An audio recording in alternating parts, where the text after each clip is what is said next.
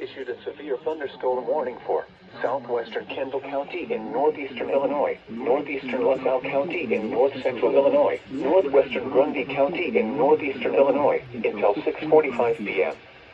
At 5:57 p.m., a severe thunderstorm was located near Grand Ridge, or near Ottawa, moving northeast at 40 miles per hour. Hazard, 60 miles per hour with gusts and quarter-size hail. Source, radar indicated.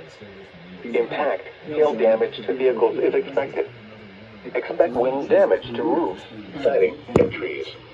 Locations impacted include Ottawa, Marseille, Sheridan, Seneca, Serena, Grand Ridge, Adelaide, Dayton, Lisbon, Norway, Harding, and Wetheren, including the following Interstate 80 between mile markers 87 and 106.